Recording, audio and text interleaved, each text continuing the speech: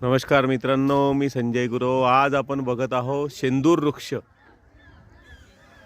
ज्याला इंग्रजीमध्ये lipstick tree म्हटलेलं आहे.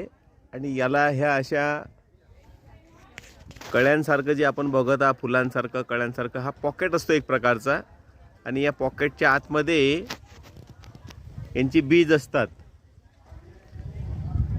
आणि हा शेंदूर वृक्ष सहसा आपल्या दृष्टीस पडत नाही.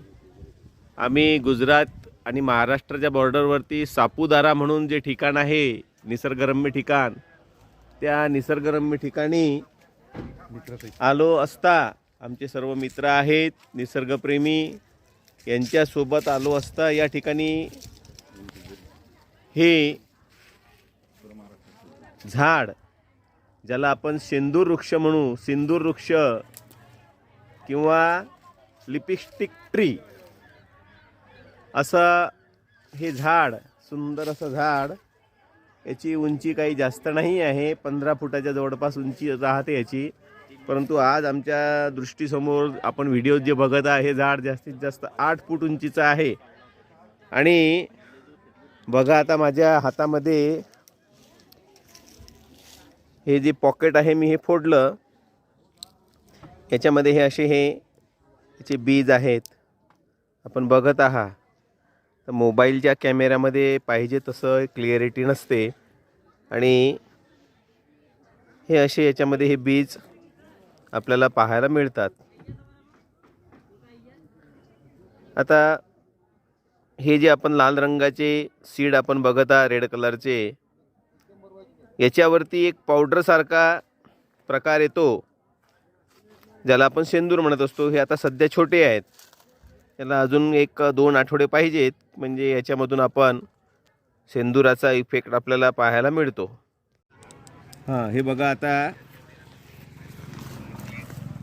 हे असे सीड आहेत. आणि बघा आता याच्यामध्ये हा सिंदूर असतो. तर याला आपण असं हातावर जर थोडंसं असं रगडलं, आपण बघत आहात की कसे याच्यामध्ये बघा, हा शेंदूर आहे, हा ओरिजिनल शेंदूर आहे, निसर्गाकडून मिळालेला हा शेंदूर आहे.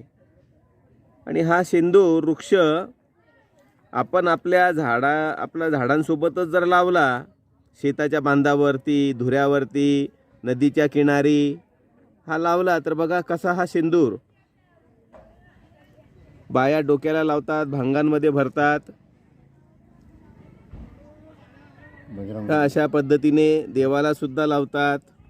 देवकार्यामध्ये हा आपण वापरू शकता. नैसर्गिक शेंदूर आहे हा, ज्याला इंग्रजीमध्ये लिपस्टिक ट्री असं म्हटलेलं आहे.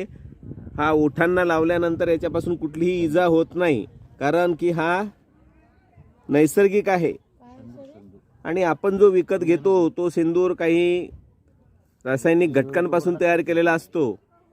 तर मला या ठिकाणी सांगावं असं वाटतं, आपल्या दृष्टीत जर अशी झाडं पडली तर त्याचे आपण नक्कीच व्हिडिओ बनवा आणि आम्हाला शेअर करा. धन्यवाद. हे असं ओठांना तुम्ही लावू शकता. ही माझी सौभाग्यवती आहे, मंगला. अशा पद्धतीने आपण ओठाला लावलं तरी याच्यापासून कुठलीही इजा होणार नाही. म्हणूनच याला लिपस्टिक ट्री असं म्हटलेलं आहे, ओठांना लावण्यासाठी. बोटं दाखवा हाताची. बघा किती शेंदुरी रंगाचा इफेक्ट या बोटांवरती आपण बघत आहात, ओठांनाही आपण बघत आहात. आपल्या दृष्टीस अशी जर झाडं पडली तर नक्कीच त्याचे व्हिडिओ बनवा आणि शाळेतील विद्यार्थ्यांना दाखवा, त्यांना झाडांची ओळख होईल.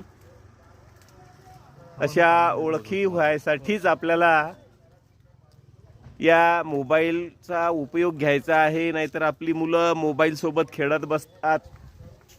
असा जर प्रकार आपण मोबाईलचा उपयोग घेतला तर नक्कीच त्यामधून अभ्यास होतो, विविध माहिती मिळते निसर्गाची.